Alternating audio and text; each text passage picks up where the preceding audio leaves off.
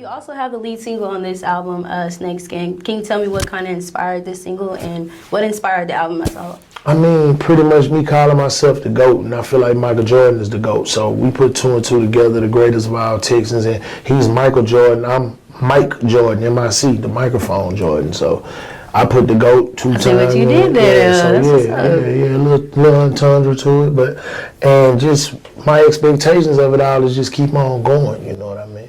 So when we hear about the greatest MCs of all time, especially like in Houston, your name is one of one.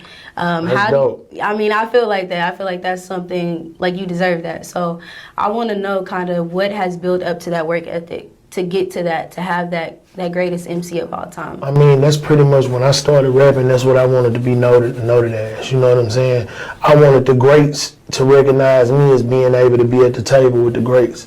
And I pretty much did it for that first, and I feel like I'm not done with that, you know what I mean? Long as there's still time on the clock, I'm gonna keep going, you know? It's no age quit on it, it's no, well, it's over with, nah, you know, Hov in his 50s. You know what I mean? There's some of the greatest people in their 40s. You know, you just got to be able to keep going. A lot of people don't understand being relevant and having a 5-year plan every 5 years. That's what keep you going.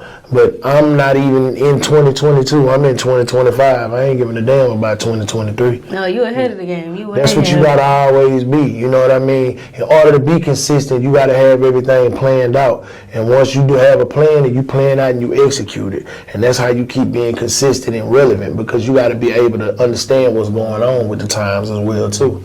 So with up-and-coming artists that are trying to get to where you are and be as consistent as you, what are some encouraging words that you can give to them to make sure that they're on that, you know, they're getting to that platform, they're doing the stuff that they need to do to get there? Always staying consistent. Like, everything else behind your music is bullshit. You know, put that first. Put whatever you're trying to do first, because a dream is really reality. It's reality when you make the dream reality, but it's actually your reality because you thinking it. You know, everything is a mind thing. When you go to focusing on other things, you don't put your focus on the main goal, you're not going to achieve that goal. You're not going to make it to that goal. And being consistent is the key to anything. You know what I mean? That's the main ingredient of the recipe of being successful, is you got to be consistent.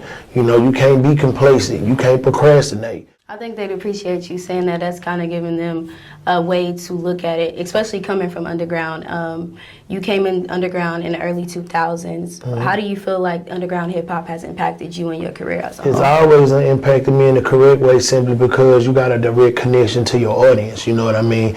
None of that is manufactured. None of that is watered down. You give them the uncensored version of you, and that's the hungry you. But what I've done in my years of trying to maintain my relevancy and trying to stay consistent, I kept that same attitude as I did then. Now, I don't never take no second for granted. You know, it's about work.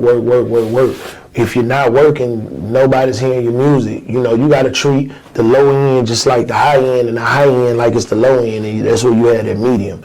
You know, a lot of people don't even, when I see people that even do interviews and they do a lot of different things, they don't want to tap into every market. Like, you got an A-list market, you got a B-list market, you got a C-list market. I feel like you got to attack all those markets. Me coming from the street, clientele was everything. You know what I mean? You got to attack everywhere. I don't give a damn if it's the suburbs, it's the low end. You got to attack every area. When you're doing business, you want to attack everything. You don't want to leave nothing untouched. You don't leave no stone unturned.